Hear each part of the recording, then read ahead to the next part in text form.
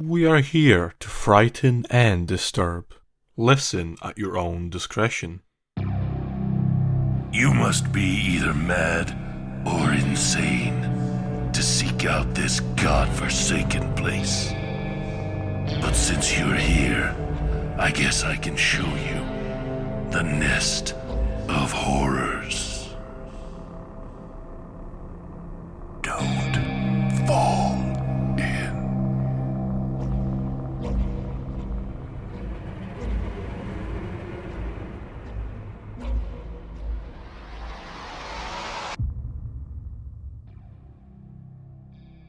Today's story has been pulled out of the nest by Abigail Slater, entitled The Diary of a Schizoeffective, narrated by Kenzie Mayne, Robin Regalado, and Britton Maston.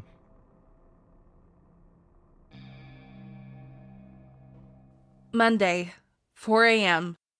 Stirring lightly to the sound of a phone chiming, I scramble in the darkness for my mobile, which appeared not to be ringing. My husband, who had been snoring away next to me, leapt to his feet to answer a call. I rubbed the sleep out of my eyes, trying to wipe away that fever dream feeling, but instead just smeared yesterday's makeup across my face.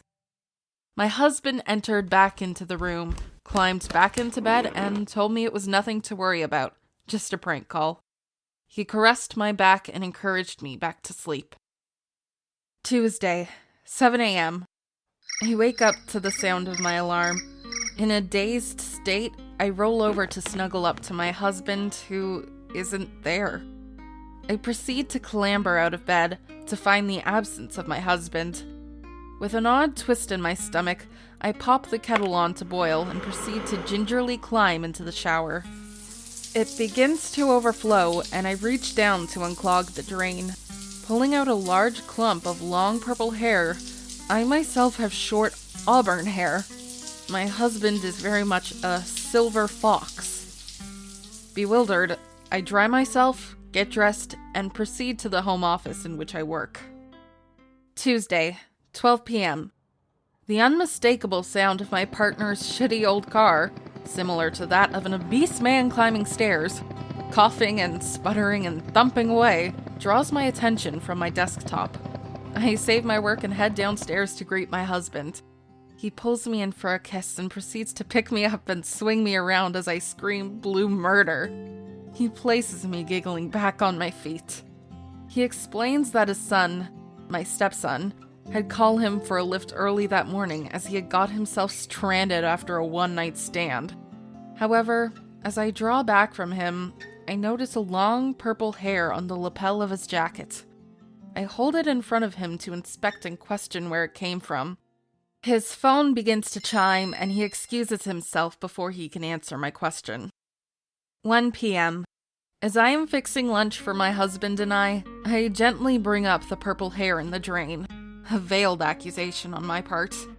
My husband laughs, reminds me that I hardly ever leave the house, so if someone was bringing purple-haired ladies back to our home, it was much more likely to be me. He chuckled to himself and explained that the drain must have simply backed up. He was right. I feel incredibly guilty and stupid for bringing it up. 1:30 p.m. After my husband had checked his emails on my computer, I find all of the work that I had previously saved had been deleted, completely unretrievable. The search history had been cleared too, and I began to get suspicious. 7 p.m. My partner asked me to pick up some shopping for dinner. As I turn the keys in the ignition of my husband's old banger, praying that it doesn't spontaneously combust, I notice various fast food packets in the passenger seat footwell. My husband had a heart attack last year and has sworn to avoid this garbage. Fuming, I also notice, once again, a clump of long purple hair on the upholstery of the car. My heart is immediately beating in my throat, and I can feel the anger pumping through my veins like a shot of adrenaline. Storming back to the house, I confront my husband. He marches outside to inspect the car. When we return, the packets remain, but the clump of hair had vanished.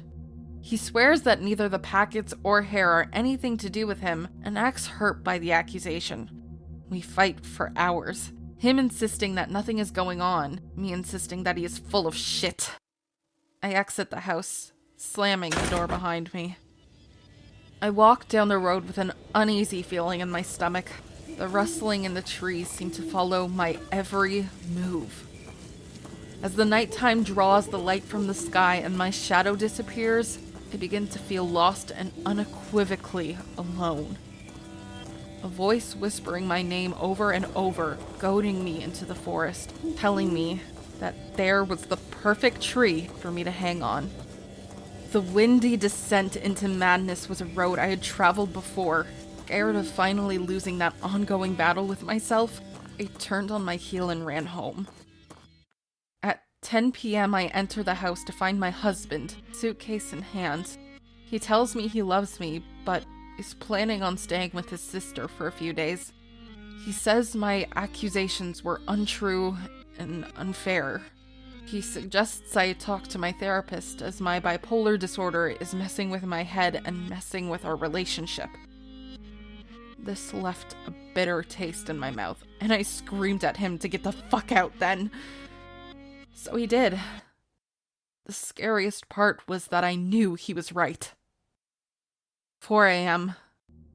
I wake up paralyzed with fear at the sound of somebody softly calling my name. A woman this time. I try to shake the voice out of my head, but it taunts me on repeat.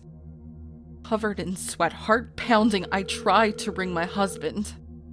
Voicemail. I drop my phone, gingerly step out of bed, following the sound of the soft chant. I know it's all in my head, but must inspect the house to calm my mind. I follow the voice to my office. A small cupboard is built into the alcove of the wall. The door is ajar. I can hear the voice calling me from inside. I'm certain. I rip the door open in a frenzy to find an empty space. I can still hear the voice and clamor inside the cupboard. The woman is berating me, calling me, telling me I am insane. I begin to cry hysterically as she laughs at me. I just want her to go away and begin to slam my head repeatedly against the wall of the cupboard. Feel blood pouring down my face when suddenly the wall gives away. I lurch forward and fall onto gravel, cutting my hands in the process. I hear a shuffling in front of me as I lift my head from the rubble. I see 2 feet. The nails are long and unkempt like talons, and the feet are twisted and deformed. I jolt back up to my knees and catch a glimpse of a creature, hunched and twisted, with long, purple hair. It strikes my face, scratching my eye, and pushes me flat onto my back. It climbs over my legs until it stood above me, finally raising its head to meet me, eye to eye. It's a woman. You don't know who I am, do you? She whispers as she runs a long fingernail from my chin and along my jawbone. I try to speak, but she places her hand firmly over my mouth before I can utter a sound. I know you very well. 5 years ago, Jack began to speak about you to his son, on the phone to his mother, even in his sleep. Anna this, and Anna that. She struck my face again and proceeded to wrap her fingers around my neck. I could hear it all night. Every fight, every moan, every moment of instability. All through these walls. I knew you weren't good enough. I knew you weren't the one for Jack. I knew I had to get rid of you. She began to press her weight onto my neck and clench her fingers tightly. I began to panic and try to escape her clutch, but to no avail. She grabs my arm and twists it until I can feel the bones splinter under the pressure, tearing through my flesh. My scream of agony is muffled by her hand. You did this! She screams. If you had just left, I could have had him all to myself! You sent him away and you'll pay for that! She presses harder onto my neck. I begin to kick my legs, but she sat firmly on my chest.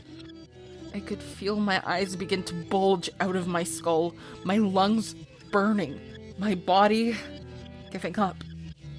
My limbs begin to go flaccid, and the bells that were previously ringing in my ears went silent. And I can see Jack's face in the light, and I can hear his voice calling my name. And I know I'm ready to go. Anna, baby, it's me. I got you. Then all went dark.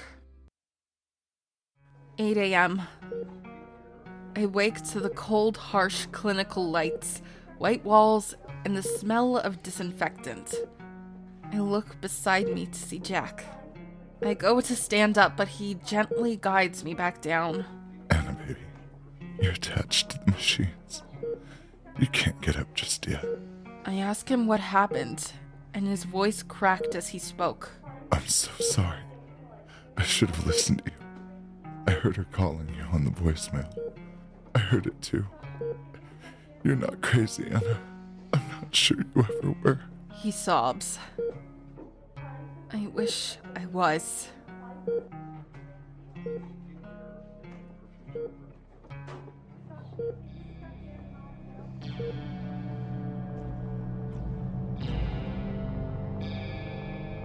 Consider reviewing us on iTunes and Stitcher, and following us on social media at Nest of Horrors. Thank you for listening.